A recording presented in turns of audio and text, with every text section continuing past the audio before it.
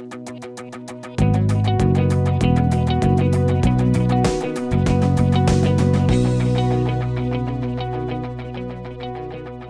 starting a new series today, and I want to start. It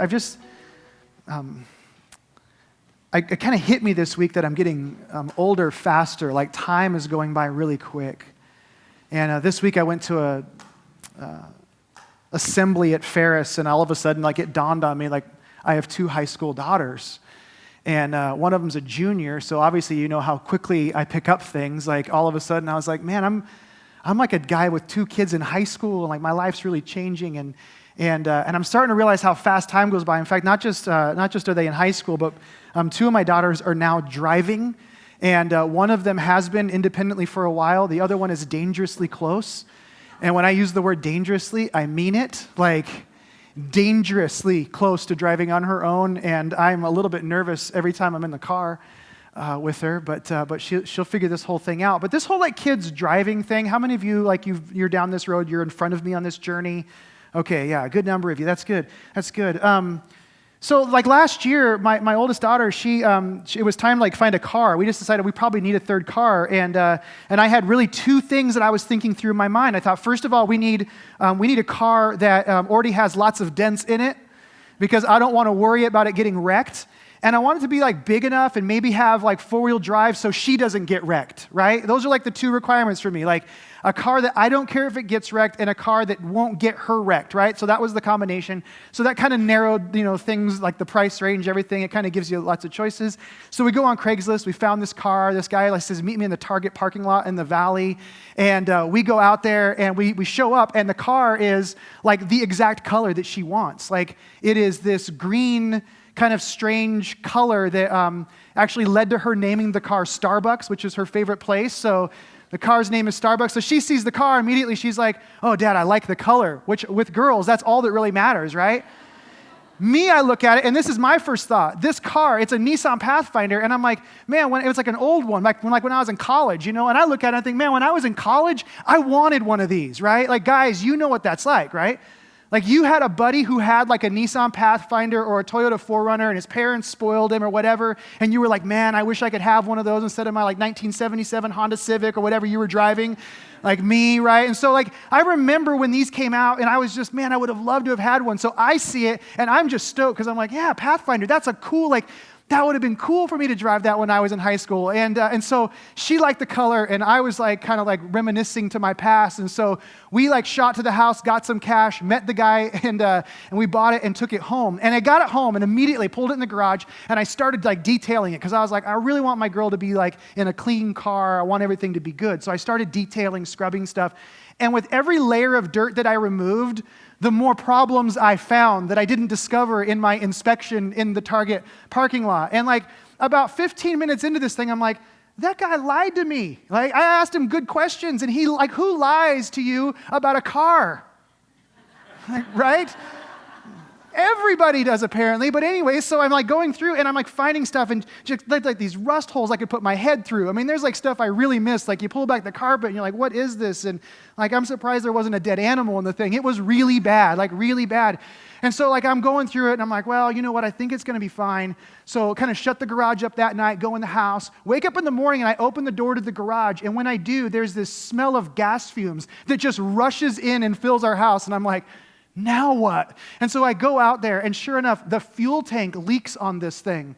So I tried to take the shield off to work on that, busted all the bolts, which my mechanic loved when I dropped it off to him later, and he had no way to get the shield off the gas tank. So I left it at my mechanic, and he had it for a month. An entire month, not because he liked it. Let me just mention that. Not because he was out driving it, right? So finally get the thing back, and by the time we got it back, it's like, well, now winter's here. We needed new tires. It needed new brakes, and so I do that stuff.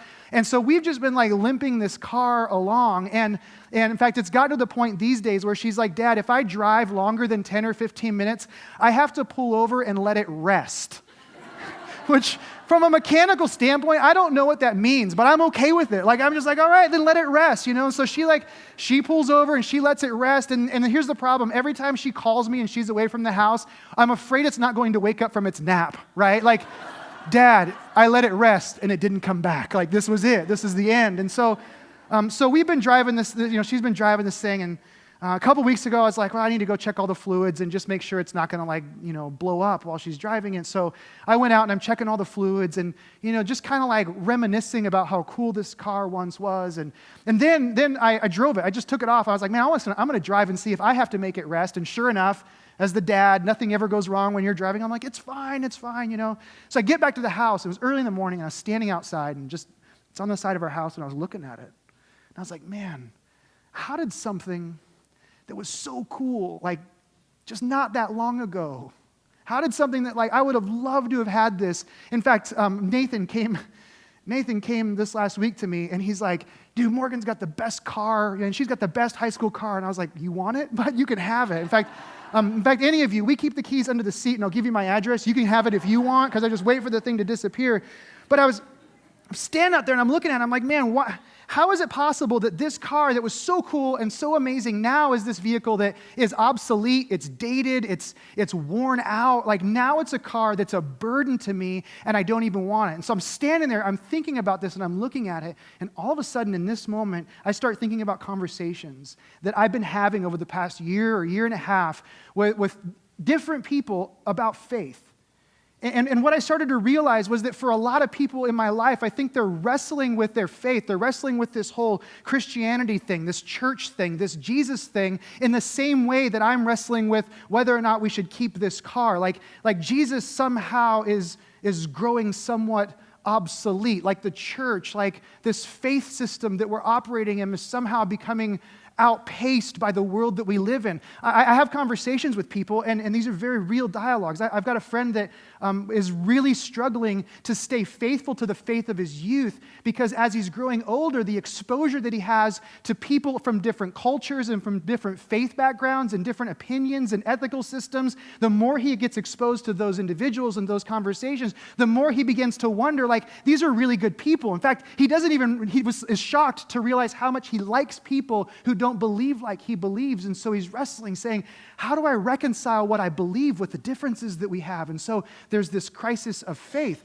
I know other people, maybe this is you, where you've had an experience like where you sat through a lecture or you watch a video of some sort, or you read a book, and it presents ideas, and those ideas are groundbreaking, they're new, they're wonderful, but when you take them back and try to align them with things you know in the Bible or things that you understand to be true from the life of Jesus, all of a sudden connecting those dots becomes really complicated, and so the crisis starts to rise up, and you start to figure out, like, am I able to actually reconcile my faith with the things that I know to be true, either scientifically or intellectually? And so there's a tension that can rise up inside of us, right?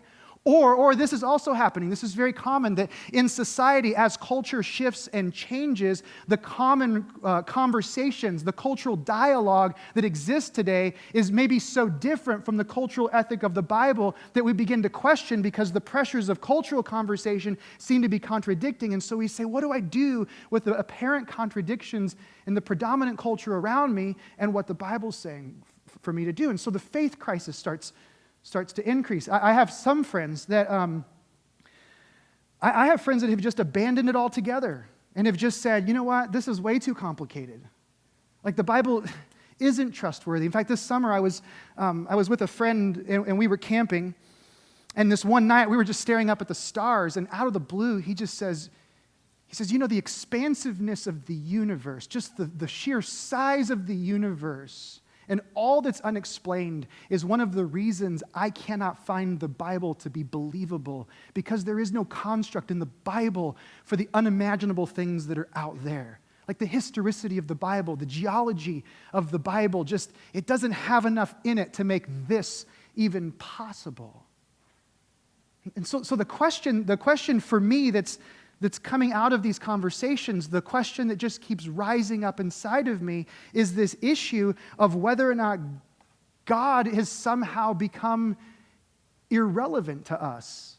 Like, can God keep up with the world today? Has somehow this message of Jesus and the church and faith that has somehow been relevant and applicable through thousands of years of generations, have we finally reached a point where now we just know enough? Like, we know enough, and we have enough difference of experience around us. There's enough information now in our understanding that now we've reached this point where we go, you know what, I'm not sure Jesus is really relevant anymore because of what we now know. Like, is that the situation? Is it possible that this whole faith and Jesus and church thing is like my daughter's Pathfinder? Sitting on the side and we're like, man, reminiscing, but also realizing it's growing obsolete, getting worn, getting tired. Here's what I think is fascinating. As much as I have those conversations, those same individuals, oftentimes in the same breath, will begin to talk about someone or something that is out there beyond them. So while they're wrestling with the language, with the systems, with maybe the faith of their youth, there is still this acknowledgement, this deep sense that there is someone or something else. There is this truth that resonates inside of them, that you and I are more than just the sum of our parts, that we are more than just this gathering of molecules and cells, that there is something about us that is special, and there is something about this world that is unique, and there is someone or something that is out there. But the language, the system for understanding, something seems to be off, which brings us back to the question, is Jesus somehow becoming obsolete? Or could it be? Could it be that the problem isn't with Jesus? Could it be that the faith and the God and the system that people are rejecting, the church that people have a problem with, could it be that really isn't the Jesus, the church, the faith that was supposed to be presented in the first place? I mean, is it possible? Is there a way that maybe you or maybe my friends or maybe the family members that you have that are wrestling with these sorts of things, is it possible that the very issues we're wrestling with are things that aren't even on the radar of Jesus, that these are things that weren't even to be considered or wrestled with because they're so different from what he was trying to get us to understand? Could it be, and this is a real possibility, could it be that there is a faith? Is it possible that there's a faith that educated, cultural, intellectual individuals could actually put their trust in? Is that possible? That's the question that we're presented with. And today we're beginning a series in the book of Matthew looking at the life and the words of Jesus. And here's why. I believe we need an awakening regarding who Jesus is and what he was really about.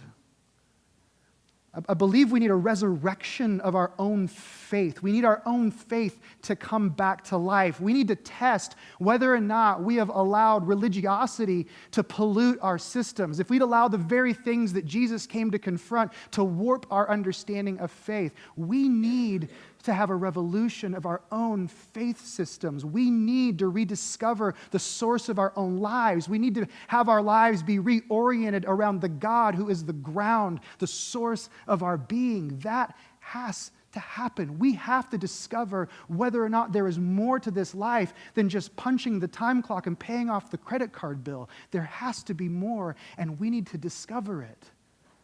Because I don't believe that Jesus or the faith or the life that he presents to us has grown tired. I don't believe it's anything like my daughter's car. But I do believe that there are perspectives, and I think there are understandings about God that we have missed or we've forgotten, and those things need to be restored. I do believe there are depths and there are dimensions that we aren't diving into, and because we've settled for something less, now we're rejecting something that we never should have been faced with to begin with. This series is about us becoming more alive in Jesus and more aware of him. It's about understanding a God who is bigger and more expansive, who's actually doing something in the world that we're living in today. It's about us pulling off our glasses and cleaning them because they've been fogged and our view's been restricted, and putting them back on and being able to see Jesus for who he is. Today, I want to start talking about this. And I want to do it. I want to begin by talking about something very interesting, and you're going to wonder why we'll talk about this. But I want to start talking about this by talking about the greatest hamburger that you've ever had in your life, all right? I know some of you are like, okay, we just turned like a 90-degree corner. But let me explain this. When I was a kid, we went camping, and I grew up in Arizona, and we would go camping occasionally in southern Utah. And so we went up to southern Utah this one year, and I don't even know how old I was. And remember, we were camped for like a week or two. I don't know all the details. All I remember is pulling into this little town called Cush Harem. It's in this place called Grass Valley. It's a tiny little town, like 200 people. Pulled into this town, and we found a restaurant, went into the restaurant, and we ordered hamburgers. And we hadn't eaten out or anything like that in a really long time. When I was a kid, we didn't eat out as much then anyways, and so it was kind of a treat to eat out, especially camping. I'll never forget, the hamburgers is delivered to the table, and we sit down, biting into that hamburger. Within the first bite, I immediately knew, like, this is the best hamburger that I've ever eaten. Like, the meat was seasoned perfectly, and the bread, it seemed like, it was from heaven, like manna, and like and I'm not kidding, I still remember liking the lettuce on the burger. Right? Like, how many times does that happen? You're like, this lettuce is so good. I love this, right? And I remember as a kid, like, this is amazing. And as a family, we talked about that hamburger for a really long time. Like, we were always like, man, the best hamburger we've ever had in our life was that one in Cush Harem, Utah. Then I had a crisis because I love hamburgers, all right? I love hamburgers, and suddenly I realized I'm never going to be there again. Like, that's a really difficult place to go for a hamburger if I want a good hamburger. And so as a kid, I had this crisis. Like, that was the gold standard, and I would never measure up to that again. But something happened. Years later, I went on a backpacking trip with some buddies. And after this backpacking trip, we stopped at a restaurant, and we ordered hamburgers. And guess what? It was the best hamburger that I'd ever eaten in my life. Like, goodbye Cush Harem hamburger. This is the new pinnacle of hamburgers, right? Like, it was amazing. I was like, this is an amazing piece of art in front of me. And so I dove into this hamburger. And then what I began to discover from that point forward is that hamburgers have this amazing ability to become incredibly good when you have been away from them for a very long time. Right? Because there's this other truth. This other truth is that this sense of complacency comes when we're overexposed to anything, right? We get numb to whatever anything is that we've been constantly exposed to. And so if you eat hamburgers every single day, it doesn't matter what hamburger it is or where you get it, pretty soon the nuances of the wonder of a hamburger go away. At some point you realize this is just a piece of meat. It's not even ham. Talk about a sales pitch, right? It's just a piece of meat between two pieces of bread with some leftover salad on top, right? And if you eat hamburgers every day, pretty soon that's what they become. But you take a break, get some time away. I'll never forget Scott Martin and I coming off of Mount Adams a couple years ago. We come down, we stop at McDonald's. I hate McDonald's. We have a Big Mac. It was the best hamburger I've ever eaten in my life. I wound up eating like 20 of them over the next month. It was horrible, right?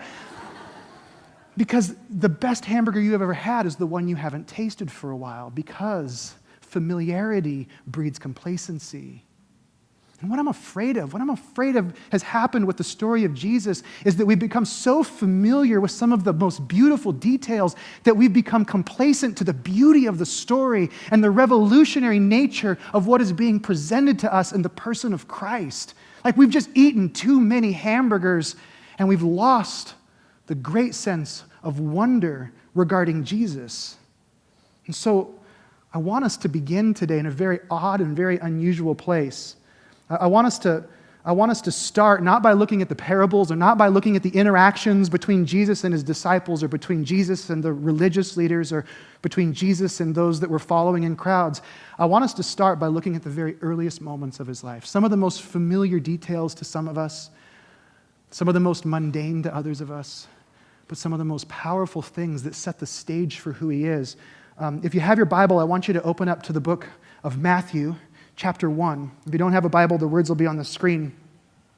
The book of Matthew is a gospel. I just want to mention that. Those of you that maybe haven't been around church a while or unfamiliar with the Bible, the book of Matthew is in the New Testament. The New Testament has 4 books that are called the Gospels. There's different genres of literature in the Bible.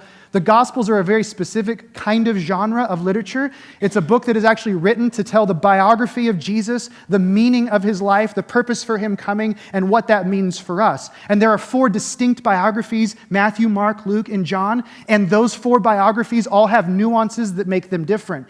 Now, what's interesting is that Matthew and Luke do something that neither Mark nor John do, and Matthew and Luke begin their stories with these things called genealogies. And genealogies are absolutely fascinating. For those of you who don't know what a genealogy is, especially as it relates to a Bible, a genealogy is the one part of the Bible that when you're reading it, you're allowed to completely skip. That's what the genealogy is. I'm kidding, kind of. But I know, like, for me, and this is kind of the truth. Like, some of you, like, hardcore people, like, I'm going to read the Bible in a year. You get to genealogies, and you read the genealogies like I played saxophone in like, grade school, right? You just fake it, right? You're like, oh, just kind of like, maybe if I hit a few words here and there, kind of hit a few notes, and then move on, everything's good, right? That's the way you read. You're like, Abinadab, whoever, whatever. Okay, now let's get to the meat. That was the fastest I've ever read, right?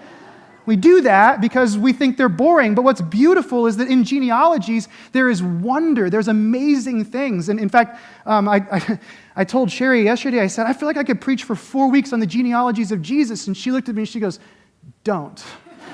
Don't. And I was like, well, we've got this overcrowding issue at Summit. It would probably take care of it, like people wouldn't come back, right? But genealogies, they tell a story. Genealogies, they do more than just say, here are some people who lived. It tells a story of where people lived and how they lived and how they related to each other. A genealogy connects an individual to history. It roots a person and tells us where they came from. And I want to start with this with Jesus because there are things in the genealogy of Jesus. And by the way, we're not even going to spend the whole morning. Some of you are relieved. You don't have to keep looking at your watch. We'll spend part of our time looking at the genealogy of Jesus. But I want to start there because even in the genealogy, even in the very first moments that most of us, because of our familiarity, have munched through this maybe hundreds of times and not paid attention, there are things that are beautiful and challenging and wonderful in these words. So I want to start with the genealogy of Jesus in Matthew 1. Verse 1, it says this, the book of the genealogy of Jesus Christ, the son of David, the son of Abraham. Abraham was the father of Isaac, and Isaac the father of Jacob, and Jacob the father of Judah and his brothers, and Judah the father of Perez and Zerah by Tamar, and Perez the father of Hezron, and Hezron the father of Ram, and Ram the father of Amminadab, Amminadab the father of Nahshon, Nahshon the father of Salmon. I love salmon, especially when it's grilled. And Salmon, the father of Boaz by Rahab, and Boaz, the father of Obed by Ruth, and Obed, the father of Jesse, and Jesse, the father of David the king. And David was the father of Solomon by the wife of Uriah, and Solomon, the father of Rehoboam, Rehoboam, the father of Abijah, Abijah, the father of Asaph, Asaph, the father of Jehoshaphat, Jehoshaphat, the father of Joram, and Joram. And you get the idea, right? We get to Uzziah, we get to Jotham, Jotham, Ahaz, Ahaz, Hezekiah, Manasseh, Amos, Amos, Jonah, Josiah. Like you go through this, you start figuring out why people skip this, right? It doesn't take very long. And so that's why I'm going to do that. I'm going to skip and skim through. And it ends with this verse 16 where it says, and Jacob, the father of Joseph, the husband of Mary, of whom Jesus was born, who is called Christ. And you wonder, why in the world did Matthew begin this story this way? This seems like a really boring way to start a really exciting book. I mean, this is like that aunt that shows up at the holidays and is always talking about relatives you don't know, right? Like, we don't care, and we're not visiting them on vacation, right? You wonder, why did he do this? There's a point to it. And one of the first and most important points that I think all of us need to understand is that Jesus is not a mythical being. You see the genealogy of Jesus, and immediately it confronts this notion that we have that somehow Jesus is mythological, that he's some sort of creature that occasionally appears in history. Suddenly we have Jesus who is rooted in time and in place. He has family and he has history. In fact, Matthew explicitly emphasizes the fact that Jesus descended from David and Abraham. And here's what's interesting about him including this detail. Matthew's gospel was actually written to be spread among people. So it would be moved around the region and people would read it. Sometimes they would read it by themselves. Sometimes it was actually read aloud to entire groups in one whole sitting. Thank God you didn't go to that church, right? So they would sit out and read this thing. So when they read this genealogy, when they were doing this, there were people in different regions who obviously were opposed to Christianity. They were opposed to Jesus. And in this genealogy, there is a direct claim made that says that Jesus descends from Abraham and David. That would have been incredibly offensive to the Jews. Here's what's fascinating. This document was circulated, it was well known, people read it everywhere, and there is zero historical evidence that says that anybody that was opposed to Jesus, any historian, any protector of the Jewish faith, anyone ever rose up and said this genealogy is artificial. It was a commonly accepted reality that not only was Jesus real, but that Jesus descended from Abraham and David. This is a person who lived in time and space that nobody could deny, not even the most outlandish claims of his life. He is a real person from real people. That realization alone, I think, for some of us should just wake us up. Wake us up from a slumber that we've been caught in, kind of dealing numbly with Jesus. This is a very real person set in history. Not only that, but this makes other statements. The genealogy brings other things to the surface, and I want to point some of these things out. There are other messages that are sent. There are names, and I was starting to name some of them in his genealogy. Here's some examples of some of them. There was Judah that was mentioned. There was Ruth. There was David. There was Uzziah. There was Hezekiah. There was Josiah. Here's what's interesting. We look at those names and we go, some of you are like, oh, maybe we'll name our child that someday, right? Those sound interesting. Those names actually meant something to the people that were reading this. Again, when they got this document and it began with the genealogy of Jesus, and suddenly they read Judah and Ruth and David and Uzziah and Hezekiah and Josiah, these were not insignificant names in a genealogy. These were the heroes of the Hebrew faith.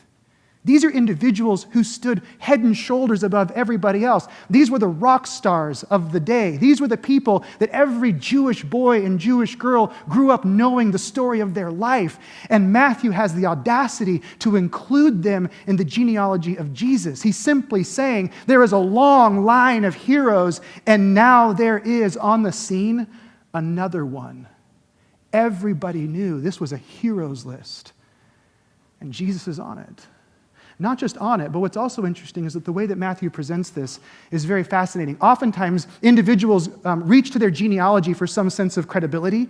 We do that in our culture today. You hear people say things like, well, I'm German. And we look at them like, oh, cool, that's really great, you're German. Or, I'm Italian. You're like, great, okay, that's great. And it's like, that gives me credibility because I'm Italian. And whatever that is. And sorry, I offended Germans and Italians in this service. I'll offend others in other services. But we do this, we reach to our genealogy to support something, right? Well, in this case, Matthew does it in a way where essentially what he's building towards and what we begin to see is that these individuals don't lend credibility to Jesus. Jesus is giving credibility and meaning to them.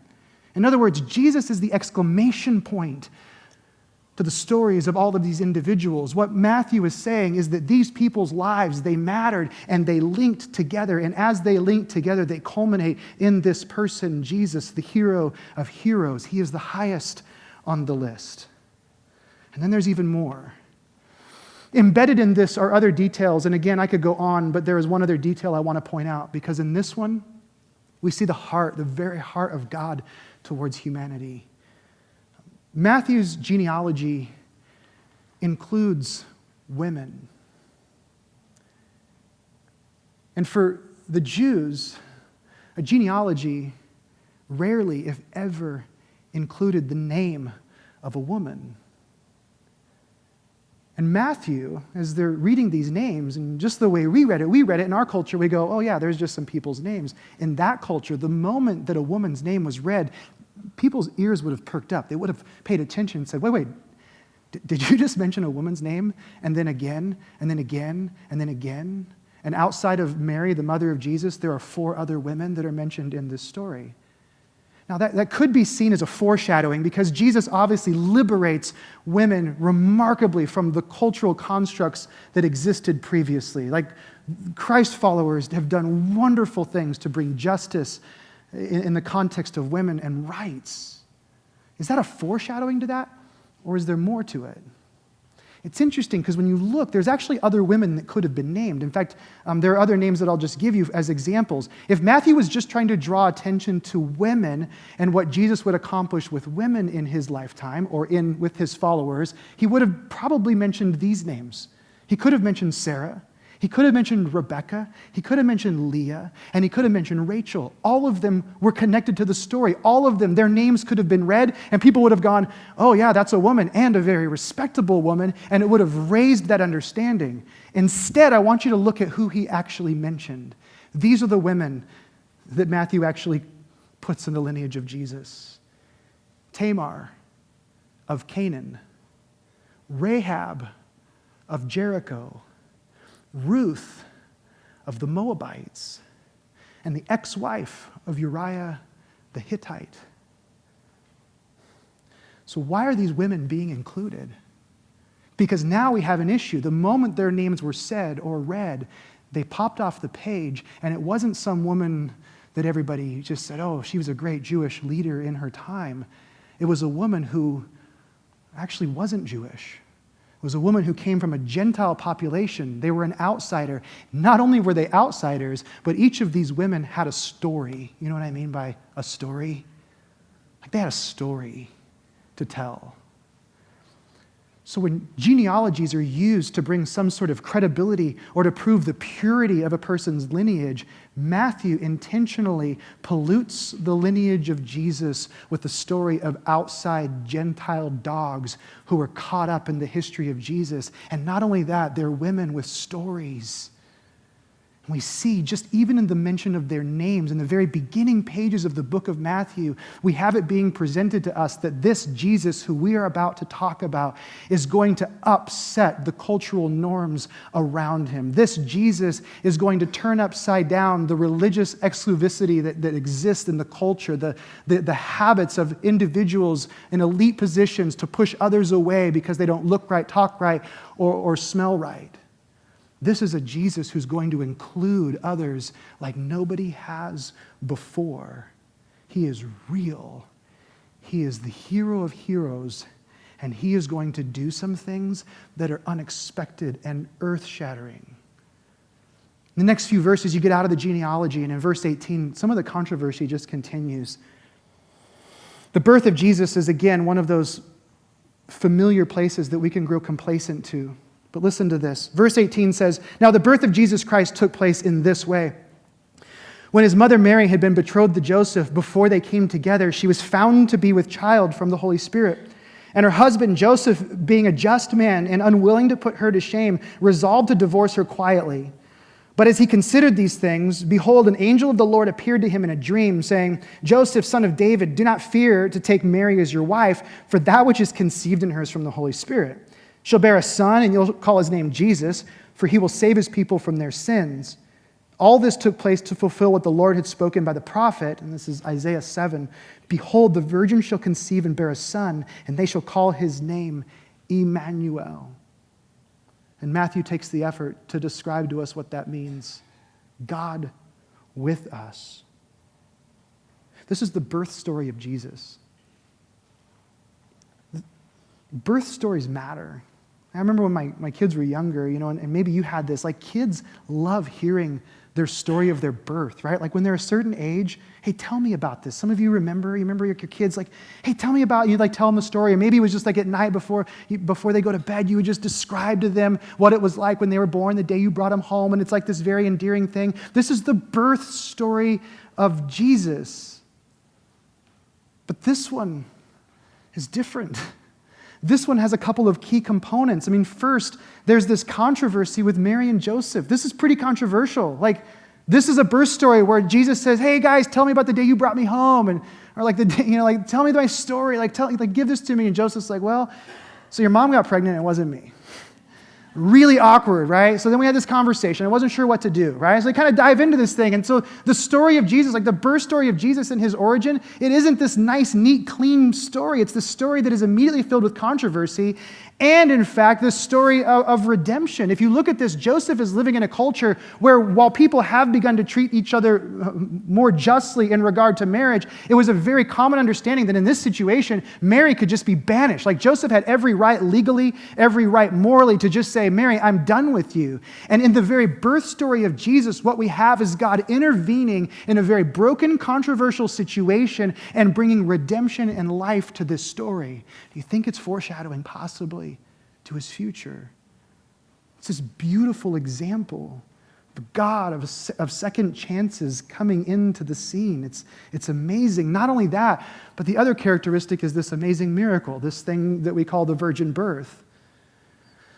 You know, important biblical characters, when you look back in the Bible, the Old Testament, the New Testament, oftentimes their arrival is accompanied by some sort of miraculous birth. If you look at Moses, the circumstances around his birth and his survival, incredibly miraculous, right? If you look at the story of Samuel, you look at the story of Samson, look at the story of John the Baptist, over and over again we see these very significant people who have some sort of impact on the history of faith and life and humanity. They have these miraculous birth stories. And then we have this story. We have this miracle baby of Jesus right in line. So as individuals then, just like today, are reading this, it's like this guy has to be special because his story looks like one of those rare stories where God chose somebody even when they were in the womb. Like this is amazing. But then this miracle birth makes a declaration unlike any other. Verse 23, he says, behold, the virgin shall conceive and bear a son, and they shall call his name Emmanuel. In other words, this miracle child is different. So yes, this individual descended from David and Abraham and all of these individuals, this hero, this very real person who's rooted and connected to history is going to be here, but this person is also unique in a way that no one has ever seen. He is literally God with us. Matthew quotes something that all of his readers would have known, like this was an announcement that was being made. His name, Emmanuel, God with us. God in our midst. He's saying this person now on the scene is God before us and with us. Maybe we've just grown too familiar with this, but do you realize the significance? We cannot grow numb to what's being stated here. This, Jesus, who he is, and the circumstances surrounding his birth, they reveal the very nature and the heart of God. Not only that, Matthew continues, and I'll just summarize this. Matthew continues, and so do the very surprising details in the first few moments of Jesus' life. In chapter 2, you turn over to chapter 2 of Matthew, you see the story of the Magi. The Magi, or the wise men, we always joke, we always have 3 of them at home in the manger scene. We actually don't know how many there were, but we know there were wise men, there were Magi, there were Persians, which essentially means that these guys were astrologers. Astrologers, it basically means that these guys woke up every morning and they opened like the New York Times and they went to the horoscope page and they were like, Cancer, okay, what's my day going to look like today? That's what these guys did. They looked at the stars for signs. And by the way, Cancer, what a horrible sign. Like, son, you're a Cancer. That's a horrible thing to be named with. But anyways. But these individuals, these magi, they're stargazers, they're outsiders, they're people who tried to find their way to God through means other than the Hebrew faith, and they were generally rejected by the Jews. And what we have in chapter 2 is the very first individuals arriving to worship Jesus and to be welcomed by Jesus are actually outsiders who were the last people that anyone ever imagined. In fact, those outsiders come to Herod, who's the king of the Jews, and they say, we hear this guy's been born, we want to go worship him. And Herod's response to that is, I'd like to kill him. which is incredibly surprising, right? The very people we expect to not like Jesus, and the very people we expect to be excited about Jesus are not excited about Jesus. In fact, in that moment, Herod does something unbelievable. This is the craziest story, and this is one of those details. I don't know if you've ever thought about this, but Herod calls the religious leaders to himself when he hears this, and he's like, guys, I hear the Messiah has been born. Somebody tell me where this kid is, because he wants to go get him. Somebody give me the information, like, where is he born? So listen to this. This is verses 4 and 5 of Matthew 2. And assembling all the chief priests and the scribes of the people, he inquired of them where the Christ was to be born. And they told him, in Bethlehem of Judea, for so it is written by the prophet. Here's what's crazy. Two things that are crazy. They knew the answer. Like, these guys come and they're like, hey, we saw this star. We heard this guy's being born. Herod's like, guys, give me the details. Like, oh, yeah, Bethlehem. Like, everybody knows that. That's insane. They actually knew the answer. What's even more insane is they did nothing with it. Like, the religious elite, the biblical scholars, the ones who protected the faith, they sat on their hands and they did nothing with probably the most significant piece of information in history. They didn't even go there. They were so numb, they were so dead to the reality of who Jesus is that they're completely overlooked. And it makes me wonder, had God become obsolete, or had they just simply become complacent? Was this story of a Messiah just worn out? Or had they just moved on? So the Magi, they come and they worship, and Herod is jealous. And then Matthew includes this detail that you've probably overlooked, and I'll be brief with this. He includes this detail of Joseph taking Mary and his newborn son off to Egypt. And we kind of read that and go, well, that's interesting that like they fled to Egypt and Jesus would later return to Galilee. And like that's an interesting biographical detail. But what's fascinating is the symbolism, because Egypt was the place that every Jewish boy and girl had learned about his people exiting from in the Exodus. Egypt was the place where they had been in slavery and in bondage, and they were delivered out of Egypt and escaped the wrath of a Pharaoh. And now in the birth of Jesus, if you want to talk about subversive, we have Jesus going to Egypt to avoid the wrath of a Jewish king who looks an awful lot like the Pharaoh. And we have Jesus forming around him a new exodus of people, a new group of people who are leaving an old kind of life behind. See, all of these details, all of these things, they bring us to this place where we have to say, what is Matthew trying to tell us in the story of Jesus? And it's really clear. This is subversive. This is unexpected. This is radical. This is describing groups who are being included who had never been included before.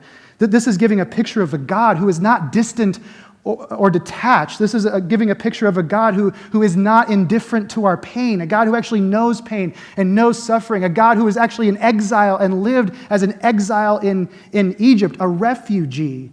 This is a God who is not uninterested in the human condition, who actually cares about the place that we live and the struggles that we have and the things that we live with every single day. This is a God who cares about that. This is a God who is involved with the very real, tangible pains and joys of every single day of life.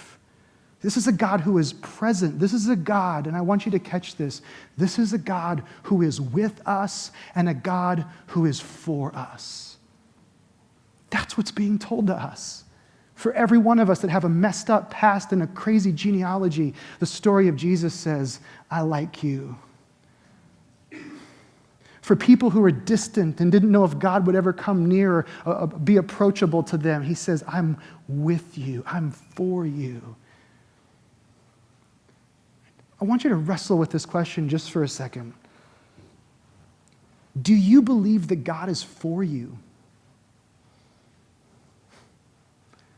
When you wake up in the morning, this God that you believe in, do you believe, do you wake up in the morning with this sense of, man, God is on my side, God's got my back? Is that how you live your life?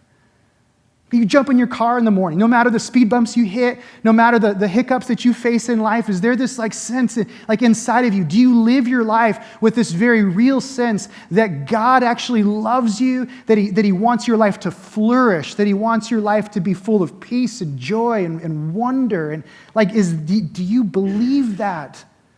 Do you believe that the God that we're reading about is a God who is for you and a God who is with you, that every day you go out, he's right there saying, I got you? Do you believe that? I think somehow we have buried this fundamental Christian truth underneath piles and piles of againsts and condemnation. I believe that underneath piles of sermons where people have preached and told you that God isn't happy with you unless you, and then fill in the blank, or if you do this, God will do this for you. I think piled under those kinds of sermons is this fundamental truth, this reality where God is saying, I am for you and I'm with you. I think under piles of bullhorns and sandwich board signs of people condemning other individuals, there is this sense, this hope that there is a God who is for us. I think that when we get past the wars and the crusades and the evil done in the name of religion, somewhere at the heart of this is this understanding that God is for humanity. He's not against humanity. God is for you. He loves you and he's with you. And that's what this story is all about. And I think it's time we reclaimed this and we liberated the story of Jesus. And we clarified it for ourselves and for our own minds and for our friends who are wrestling with their faith and our children and our family members who are trying to decide whether or not this Jesus has grown obsolete or whether or not he can still make a difference today. We need this sort of revolution. The people of Israel, the Hebrews, historically, they had such a beautiful understanding of the nearness and the presence of God. They used this term ruach, which is one of my favorite Hebrew words that described God as the breath, the wind that animated life. And the ancient Hebrews grasped this. But when Jesus came, culture, political power, materialism had choked out this understanding and something had to give. And in our culture, with materialism and power and all of the things that strive to distract us from meaning, something has to give, and we have to return to seeing how beautiful and wonderful Jesus is. We have to understand that this is a God who is with us and who is for us. I want to end where we began this morning. I think sometimes we need to see that this is not a message that I came up with, or that maybe somebody did a few years ago. I think sometimes we need to understand that this is a message that God has been trying to communicate with us from the very beginning, and there's a reason it resonates so deeply inside of us. But I want to finish with Psalm 18, verses 16 to 19. But I want you to hear it through the lens of this God who is with us and this God that is for us. This is what David said, and I want you to imagine yourself in this situation, because these are words that apply to any one of us. Verse 16 says, he sent from on high, and he took me, and he drew me out of many waters. And he rescued me from my strong enemy, from those who hated me, for they were too mighty for me. They confronted me in the day of my calamity. But the Lord was my support. He brought me out into a broad meadow. He rescued me because he delighted in me.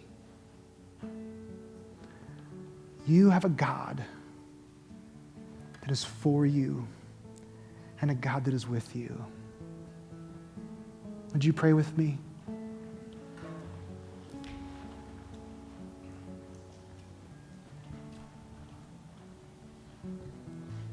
I think if those words sink deeply into our hearts. They have the power to radically transform the way the rest of this day, the rest of this week, whatever it looks. So I'm just going to invite you to pause right now and just take a moment and let God's forness, let God's withness, let God's delight just sink deeply into your soul.